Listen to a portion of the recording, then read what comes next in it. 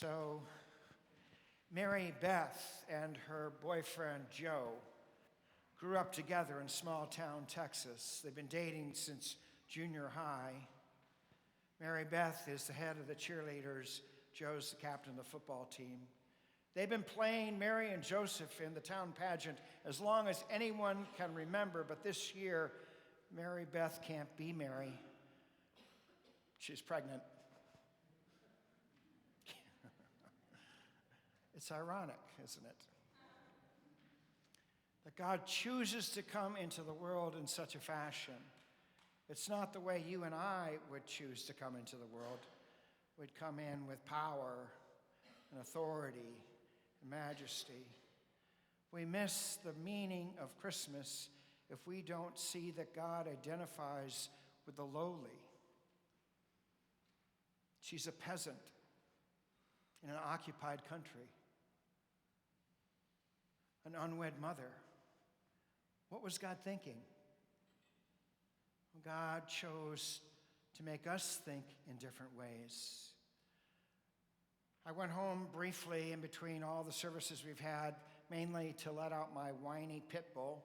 I don't know what's going on with her. I'm going to take her to a therapist or something. I don't know. And I just flipped on Hulu, and I was, watching the beginning of A Christmas Carol, Dickens' Christmas Carol. I've seen it many times before in other versions, but this is the first time I've seen this version, which is new, and I didn't recognize this part of the story. We're right in the beginning. Scrooge is looking out the window, and he's commenting on the people in the streets and saying, look at them.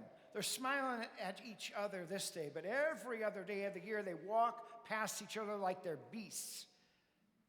Then he says to Cratchit, why don't we flip that and just have one day where they act like beasts, and all the rest of the days they smile at each other? And Cratchit says, yes, and we could call that one day Scrooge. Why don't we flip it? And that's why we come out, I think, at this late time of the evening. What are we doing here? It always seems to me that this is like a wonderfully naive sort of thing to do. To come together and sing some Christmas carols as if suddenly all the world's going to be perfect.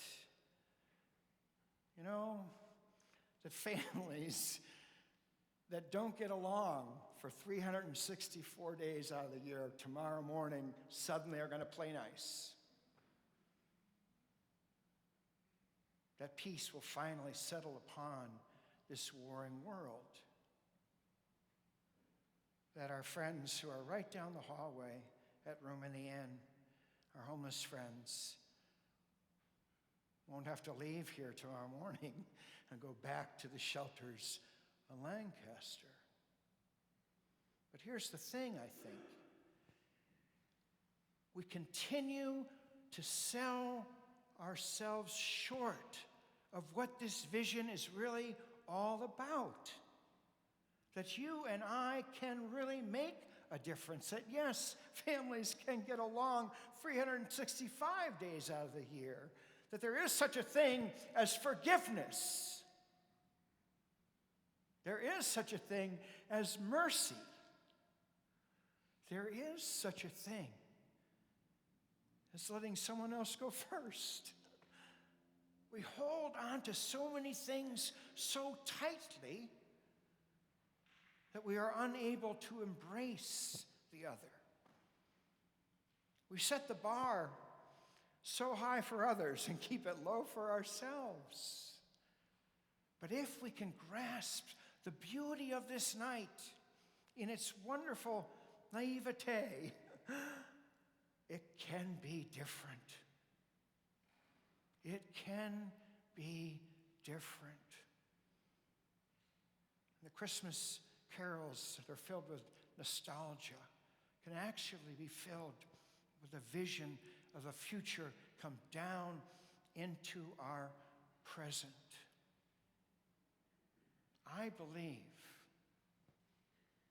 that the future is always waiting to break into our present whenever through acts of kindness and mercy and charity, we make a difference.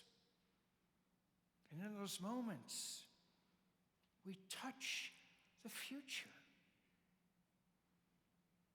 You've heard me say this before, but I believe myself to already be an eternal creature. I am already at the feast of fat things on the holy mountain, Isaiah 25, amen. I am already there.